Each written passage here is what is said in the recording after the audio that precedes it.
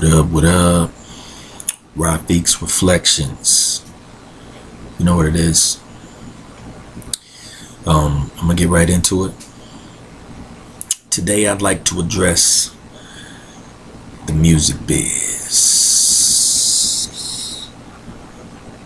The music biz.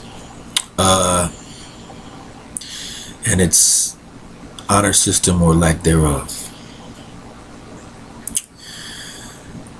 A lot of people, when they enter the music biz, they have a goal, of course, and the goal of an artist, usually in the music biz, is to be a successful artist. 9 times out of 10, they pattern themselves after artists that they respect. In hip-hop, there seems to be a lot of people that jump into it without knowing the history of the culture, without, a lot of people latch on to being associated with artists that they don't, I don't know, that they don't fully, I wouldn't say respect, because they respect them, but they don't fully grasp the content of the music they put out, or they're not even familiar with the discography of said artists. And some artists come into this like it's a buffet, the hip-hop buffet. You got such and such beat, such and such guest feature, verse, etc., etc. And I was having a discussion the other day with my Aki Coda of Tomahawk Zulus, and it was he actually gave me a link to an article that said that Nas Illmatic played a hand in the formation of the hip-hop album. It didn't really have positive things to say about Illmatic, but Illmatic is a classic album, one of my favorites of all time. But it was saying that album in particular was an album where there was a bunch of different producers. See, in rock music, there tends to be, for an album, you'll have a producer, because the producer's role in rock music is slightly different than it is in hip-hop. In hip-hop right now, anybody that has a beat-making program or a garage band is considered a hip-hop producer, which even my daughter made beats on her iPad.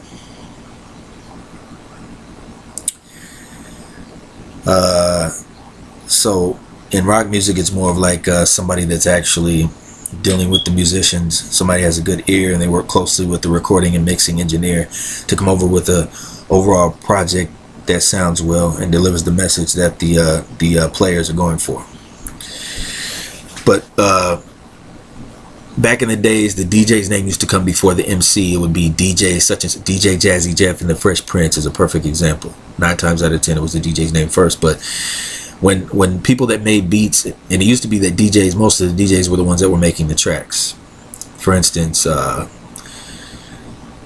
DJ Mark the 45 King from Flavor Unit was associated with a lot of different artists like Lakim, Shabazz, and Queen Latifah. And he also produced Stan, one of Eminem's most popular tracks. He was a DJ / producer. But when people came into the hip-hop world that were only producers, beat makers, and not DJs, the DJ kind of fell back, and it created its own industry, pretty much. Like club, party, radio, mixtape DJs did their own thing. So with the rise of the producer, now you have the state of hip-hop how it is today. And I'm not going to sound like an old fogey this time, but basically an album, a mainstream hip-hop album, consists of radio singles, and they're produced by various hot producers. The end sound. So that kind of stagnates the progress of development in the hip-hop creativity realm, but not in the business, because they're going by the formula that gets them paid and gets radio airplay. So with that being said, also with the guest features, you know what, a lot of albums that come out, mainstream albums, that'll have the same 4 or 5 hard artists that'll remain nameless. So it's just like it's like a cookie cutter situation. It's like a factory. It's like you just want to grind out product, some more product, send it through. What is this? I don't know what it's got. Such and such. It's whoop, whoop, wham, and DJ Flapjack. Throw that in there. We'll send that through. Come on, eat it, people. Devour it. You know you like it. So instead of like from a rock perspective, instead of trying to create a overall sound, a piece of work with some consistency, it's just like it's kind of like a patchwork quilt of this thing's hot. Well, people like this, people like this, people like this. Smack it all together, send it out there. And the thing is that in the world of hip hop, it kind of trickled down from the mainstream into the underground. So there's like this underclass of hip hop artists, independent and unsigned hip hop artists that want to grab just whatever guest feature they can get their hands on, and they don't care if there's a guest feature on every single track. If they have a 14 track album, they have a guest feature on not the intro, not the outro, not the interludes, but on every other track on the album they'll have a guest feature, whoever it may be. You can pick somebody, MC Get Busy, whoever it may be, name a hot underground artist. I'm sure you can think of somebody. But what I'm saying is that's not usually the best method to come up with a sincere product with some chemistry, where everybody's nobody's really invested in the project. They don't believe in the project. They're just pretty much getting paid to slap their talent in onto the collage, so the artist can tote that around like a badge of honor, saying, "Oh, I did a song with such and such," or "Look at me, I did an album with Wooty Woo Wham." Well, with that being said, in the industry, in the world of hip hop, also with the egos that come along with this world of hip hop, like I said, with the badge of honor theory, people being able to say, "I got whoever on the track," and they can look down on their fellow Americans, their fellow people in the world of hip hop that are on the same level as them,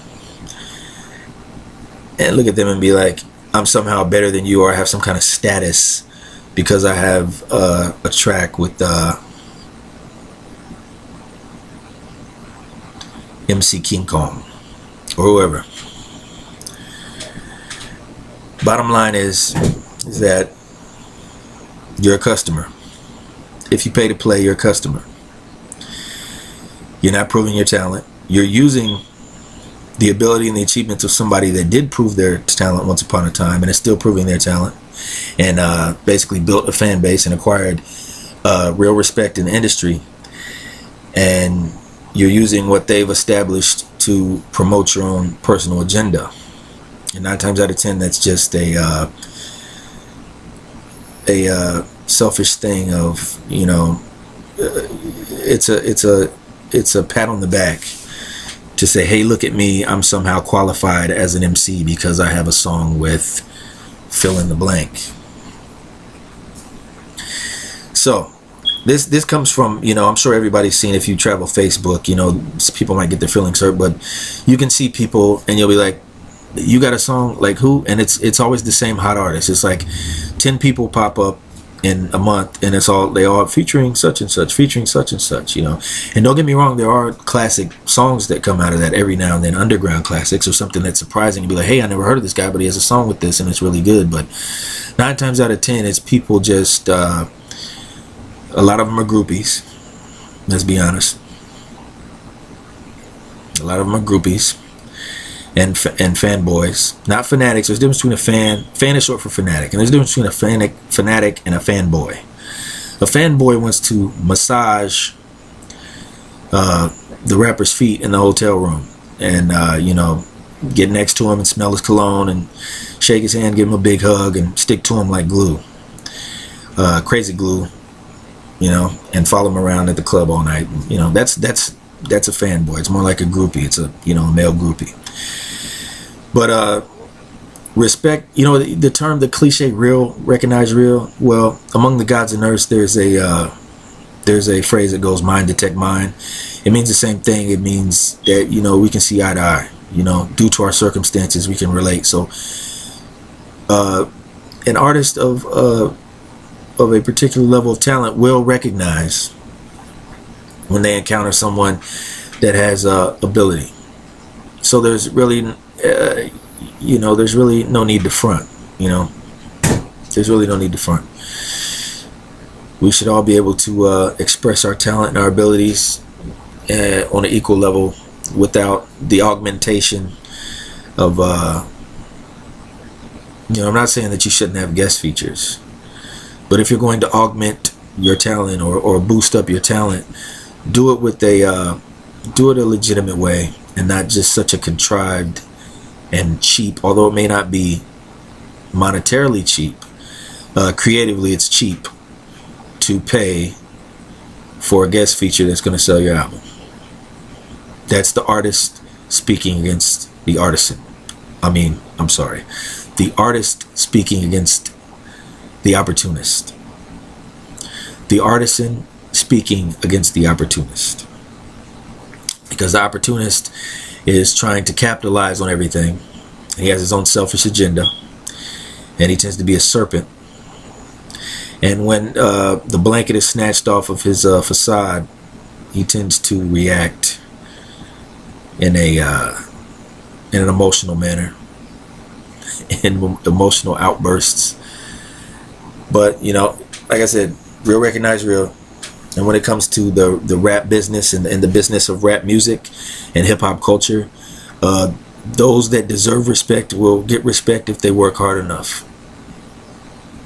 And those that are trying to get by saying, hey, I think you're popular, I've never heard any of your music before, but I noticed that people around me kind of dig you, so move over, guys. I'm gonna give him $300,000. I'm gonna give him some dough to hop on this beat, you know, and we're about to get busy and cold rock the spot. Anyway, big ups to Tomahawk Zulus, Universal Zulu Nation of Central Indiana. We're making moves. Beats per minute. Christ Bearer, the Northern Light Tour, jumping off. Indiana, at a venue near you. Ohio as well. Hit us up. Facebook.com/BPM765. Got to keep it moving. Haters gonna hate. It's time to elevate. Peace to the gods.